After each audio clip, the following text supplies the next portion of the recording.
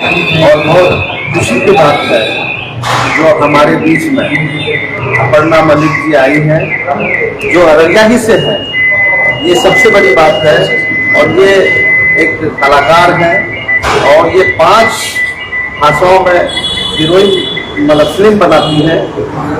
5 भाषाओं में फिल्म है और ये जलसुराज के कोर टीम से जुड़ी हुई है। ये हम लोग के लिए बहुत ही अपार खुशी की बात है। और हम लोग को लगता है कि दिवाली के मौके पे अररिया वासियों के लिए दिवाली का डबल धमाका मिला है। और ये हमारे जलसुराज के जितने भी कैंडिडेट्स हैं उसके कैंपेनिंग में आज जो कि पलासी, अररिया, ये तीनों जगह का कैंपेनिंग करेंगी। और ये जलसुराज को सपोर्ट करने के लिए अपना कीमती टाइम दे रही हैं। ये हम लोग के लिए बड़ी खुशी की बात है। इसलिए मैं चाहूँगा कि आज हमारी जो most beautiful guest Aparna Malik ji हैं, उनका मैं स्वागत करता हूँ अररिया जिला वासियों की तरफ से। और मुझे उम्मीद है कि जब ये अपने कैंपेन को जाएंगी तो हमारे समर्थन में, अपार समर्थन में लोग आएंगे। इसके लिए मैं अपर्णा मलिक जी का अपने अररिया जिला के लिए, अपने जिला के लिए, जलसुराज के लिए बहुत बहुत आपको बधाई। आपने अपना कीमती टाइम निकाला, इसके लिए आपको बहुत बहुत बधाई, धन्यवाद। अब मैं चाहूँगा कि अपने गेस्ट से, अपर्णा मलिक जी से अपनी बातों को रखूं और धन्यवाद।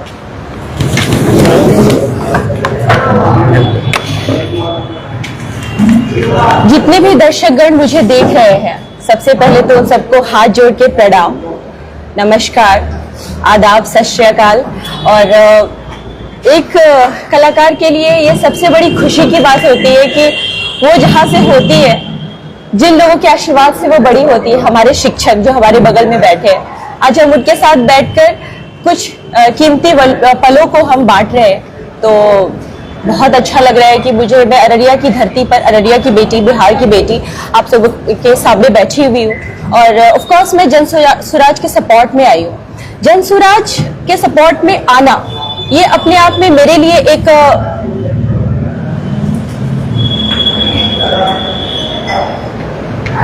हो गया वो आप लोग जलसुराज के सपोर्ट में आना ये मेरे लिए अपने आप में एक बहुत ही खुशी की लहर थी। वो इसलिए क्योंकि मैं सिर्फ एक कलाकार नहीं हूँ, मैं एक शिक्षित लड़की हूँ।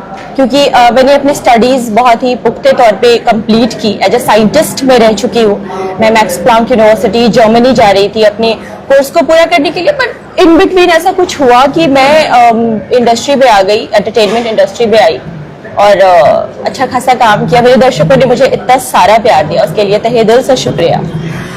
लेकिन जब जलसुराज पार्टी से मैं जुड़ी तो जुड़ने से पहले ही उसकी सोच ने मुझे बहुत अट्रैक्ट किया। क्योंकि जलसुराज हमेशा बात करता है शिक्षा पे और बिहार की बदहाली पे, बिहार कैसे पलायन मुक्त हो, रोजगार युक्त हो।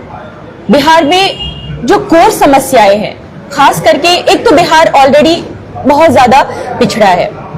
एक्चुअली में बिहार पिछड़ा है नहीं, बट बिहार को पिछड़ा बनाया गया है और दिखाया जा रहा है। जो जिन चीजों को हमारे लीडर प्रशांत किशोर जी ने सामने लाया, तो फिर युवाओं को समझ में भी आया कि चीजें कहाँ पे प्रॉब्लमैटिक थी। हाँ, मैं कह रही थी कि एक तो बिहार बहुत ज्यादा पिछड़ा, ऊपर से मैं जिस क्षेत्र से आती हूँ सीमांचल, ये समस्याओं का एक मुझे लगता है कि अंबार है, जहाँ पे कि बहुत सारी समस्याएं हैं जिनको दूर किया जाना चाहिए था कब का, बट वो दूर हो नहीं पाया।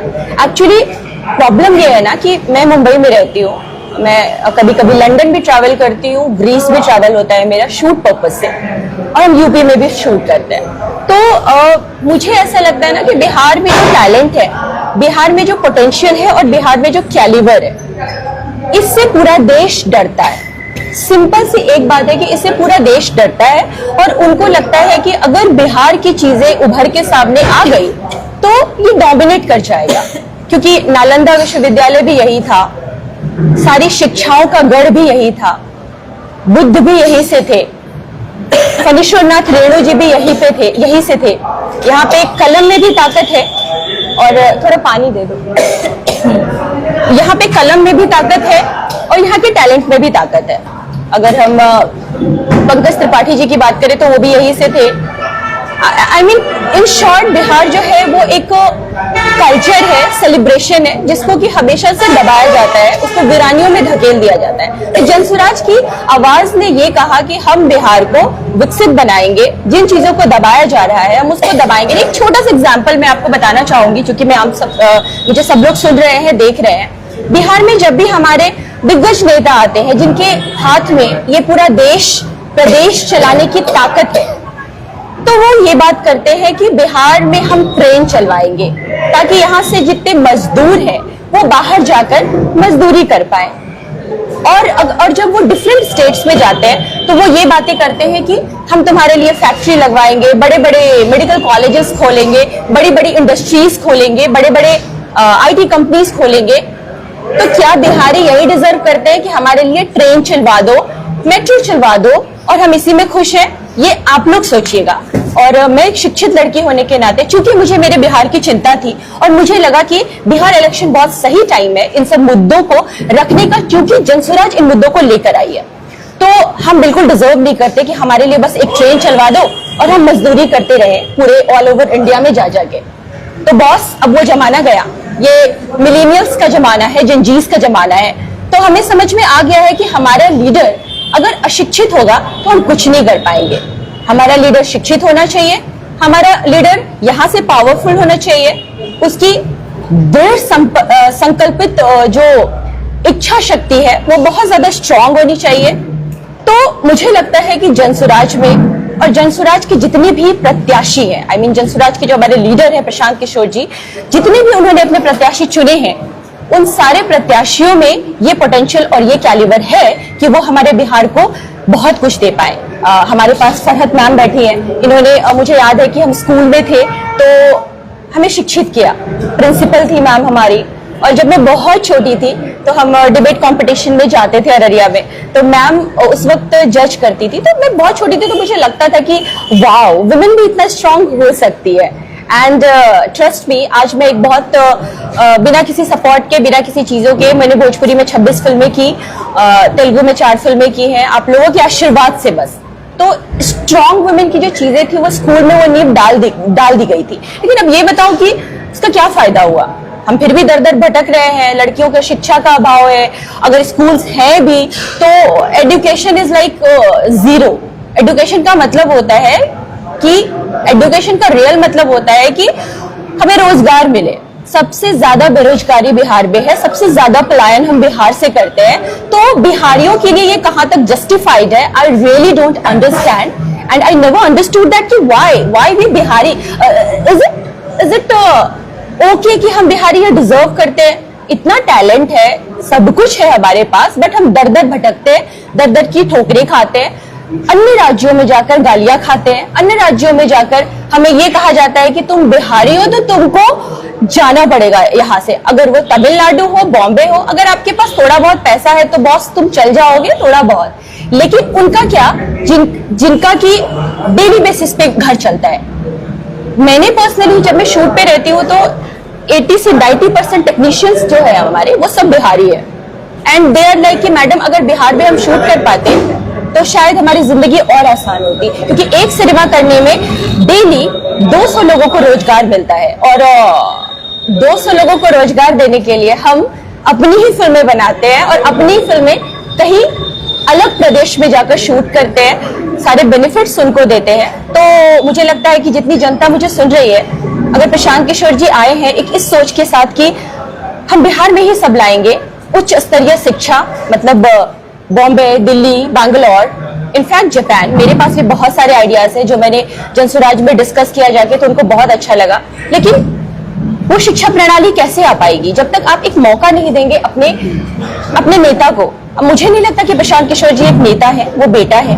तभी उन्होंने सरफराज आलम जी जैसे एक दिग्गज नेता को यहाँ पे खड़ा किया, ताकि वो, क्योंकि जब तक आपका नेता मजबूत नहीं होगा तब तक एक सशक्त प्रदेश का निर्माण संभव नहीं है।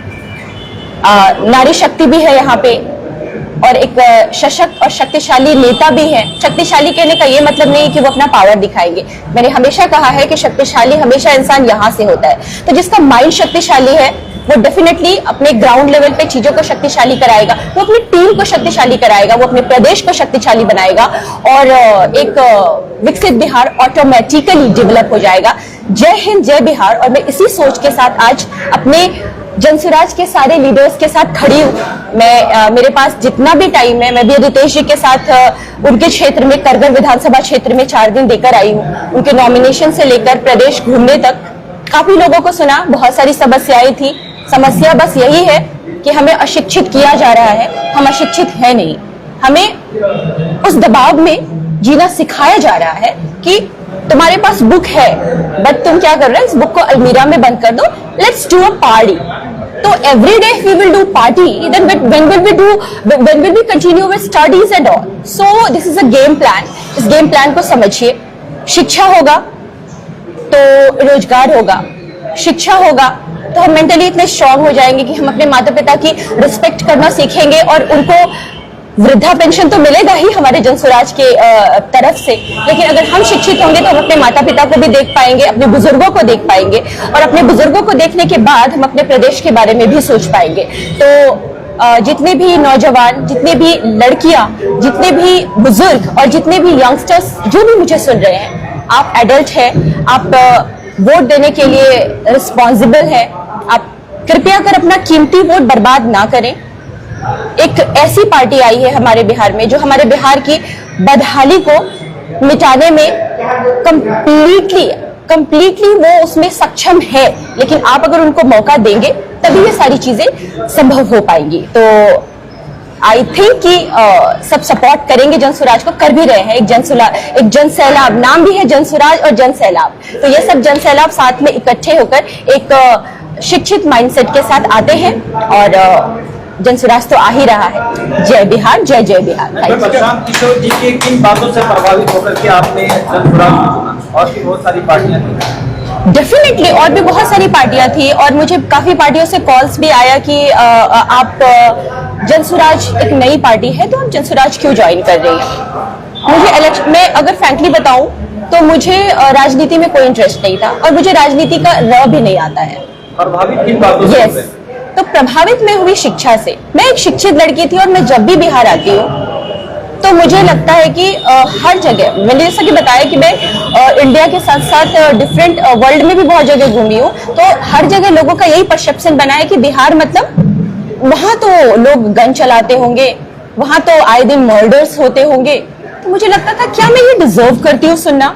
नो। तो जब जनसुराज की चीजों को मैंने सुना, उनकी सोच, जब उन्होंने शिक्षा पे बात की, रोजगार पे बात की, पलायन युक्त बिहार पे बात की, तो मुझे लगा कि दिस इज द वन जहां पे जाके एक्चुअली मुझे एक प्लेटफॉर्म मिलेगा कि मैं अपनी चीजों को लोगों तक रख सकूं और उनको समझा सकूं कि प्लीज इससे जुड़कर आप अपने आप को बना सकते हैं और जब इंसान खुद को बनाएगा तो डेफिनेटली वो बिहार को भी बनाएगा। फिर आप जनसुराज के सक्रिय कार्यकर्ता होंगे इलेक्शन के बाद भी, इलेक्शन तक की आप प्रचार के रूप में काम करेंगे? डेफिनेटली, चूंकि मैं कलाकार भी हूँ तो एक कलाकार के सिर पे हमारे ऑडियंस को एंटरटेन करने की बहुत सारी जिम्मेदारियां होती है, बट मेरी जितनी क्षमता होगी, पहले मैं एक्टिंग और अपने मूवीज के बाद जाकर चिल करती थी, लेकिन अब मैं अपनी जनता के बीच रहूंगी, उनके साथ जुड़ूंगी और हर एक समस्याओं पे काम करूंगी।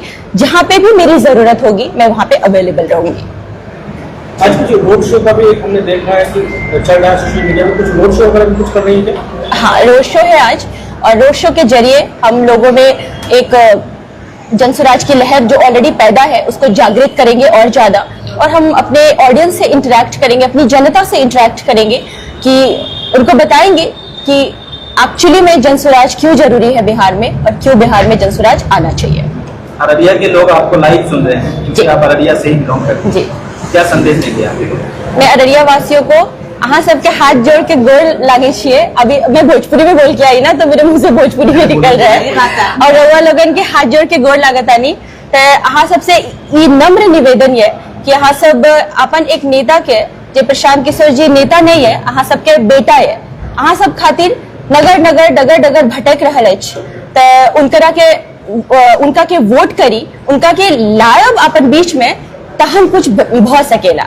तो मिक्स हो गया है भोजपुरी और ये। तो मैं यही बोल रही हूँ कि आप प्रशांत किशोर जी को जब तक नहीं लेके आएंगे अपने बीच में अपने बेटा को, तब तक बिहार विकास संभव नहीं है। सीमांचल में बहुत सारी समस्याएं हैं, लोग बस बातें करते हैं, ट्रेन और बस चलवाने से कुछ नहीं होने वाला है। हम पलायन के लिए और मजदूरी करने के लिए नहीं बने हैं। तो आप अपना कीमती वोट अपने माइंडफुल नेता को दे, और बिहार को मैं जहां देखना चाहती हूँ, आप सब जहां देखना चाहते हैं वहां पे लेकर आए, यही कहना चाहती हूँ मैं। Thank you so much.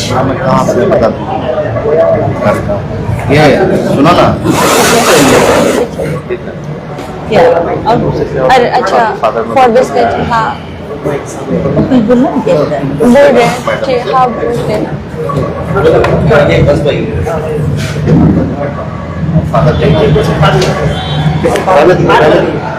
Last में संदेश प्रेस कॉन्फ्रेंस के माध्यम से क्या कहना चाहेंगे? सबसे पहले तो हमारे बीच में मेरी बेटी अपर्णा मलिक आई हुई है, जिसको पढ़ा लिखा करके इतनी ऊंचाई पे मैंने भेजा है, और मेरी उम्मीद से कुछ आगे ही मेरी बेटी निकल गई है कि सिर्फ जो है भारत नहीं, हिंदुस्तान नहीं, हिंदुस्तान को एक नई पहचान देने में वो सक्षम साबित हुई। इसके लिए मैं दिल से अपनी बेटी को, अपर्णा को दुआ देती हूँ कि वो आगे हमेशा बढ़ती रहे और जिंदगी के हर राह में कामयाब हो। आज हमारी बेटी अपर्णा मलिक जो है हम लोगों का स्टार प्रचारक बन करके आई है, इससे बड़ा गर्व हमारे लिए और क्या होगा।